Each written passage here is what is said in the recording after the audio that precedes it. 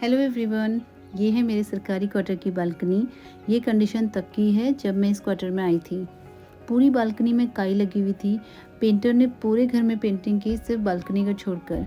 और जब भी नई फैमिली क्वार्टर में जाती है तो क्वार्टर की पेंटिंग पहले उनके जाने से पहले ही कर दी जाती है और कुछ मेहनत फिर बाद में हमको करनी पड़ती है अपने हिसाब से।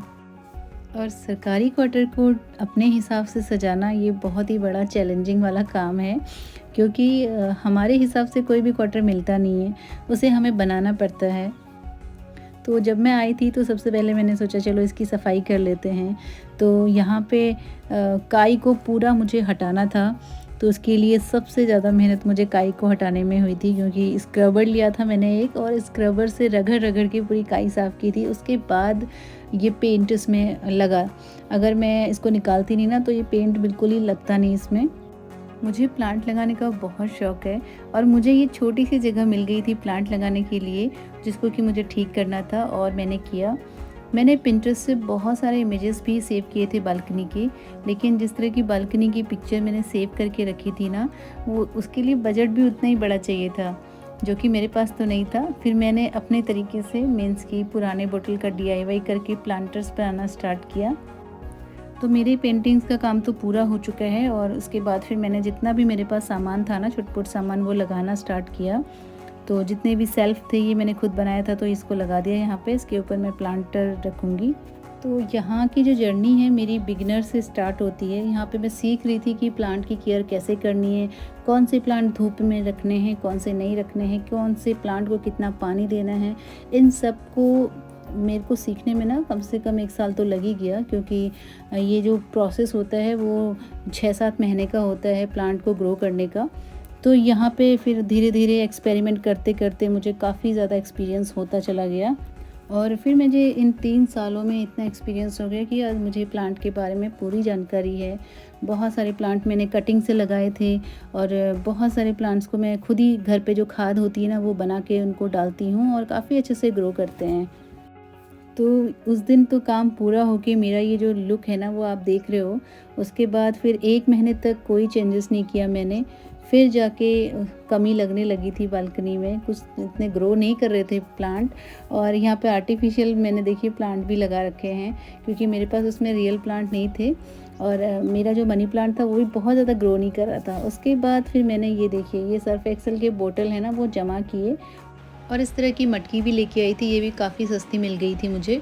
जितने भी खाली कंटेनर थे ना उनको मैंने सब जमा किया और धीरे धीरे फिर इनसे क्या किया, मैंने कटर मंगाया था। वो काफ़ी अच्छा कटर था, अमेज़न से मंगाया था और वो उसी से मैंने ये सारे के सारे जो भी एम्प्टी बोतल हैं वो कट किए और इनको डिज़ाइन किया, इनको कलर किया। कलर कुछ मेरे पास थे और कुछ मैं मार्केट से लेके आई थी। एक्रेलिक कलर था ये और एक्रेलिक कलर फिर मैंने क्या किया, वो वार्निश आता है ना, वार्निश अप्लाई किया और वो वार्निश काफ़ी दिनों तक चल गया था।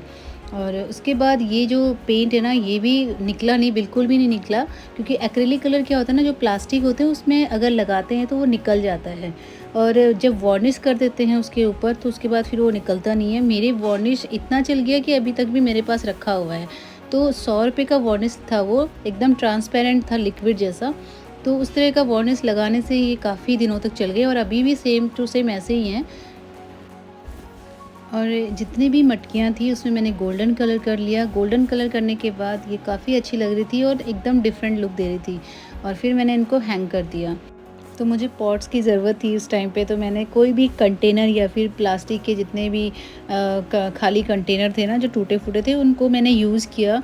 जैसे कि ये बकेट भी टूट गई थी, इसको मैंने नीचे से कट कर लिया और थोड़ा सा पेंट कर लिया इसमें और ये बहुत ही अच्छा सा एक पॉट बन के तैयार हो गया। इसमें मैंने फ्लावर लगा लिया था एक, और ये फ्लावर तो ज़्यादा सिर्फ सीज़न के हिसाब से ही चलते हैं, लेकिन मैं ख़रीद के लेके आई थी उस टाइम पे। बड़ा मतलब मुझे एकदम शौक लग रहा था कि कैसे इसको ग्रो करते हैं, देखते हैं।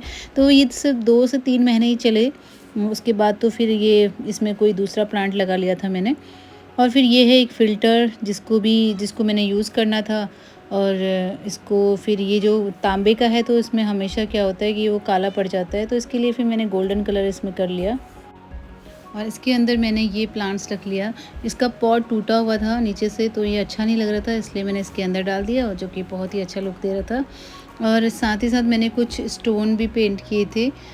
यहाँ पे मैं आस पड़ोस से ये ऐसे वाले पत्थर है ना मिल गए थे और मैं 3-4 उठा के लेके आई और उसके बाद फिर मैंने इसमें अच्छे-अच्छे थॉट्स लिख दिए थे।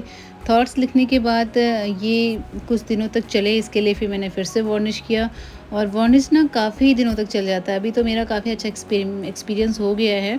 तो अभी मैं आपको कह सकती हूँ कि जब भी आप पेंट करते हैं तो वार्निश ज़रूर अप्लाई करिए। ये सालों-सालों तक ऐसे ही रहते हैं, बिल्कुल भी ख़राब नहीं होते हैं। आज ये मैंने स्टार्टिंग के दिनों में किया था, तो आज मुझे 3 साल हो गए हैं और 3 सालों में ये बिल्कुल भी ख़राब नहीं हुआ है।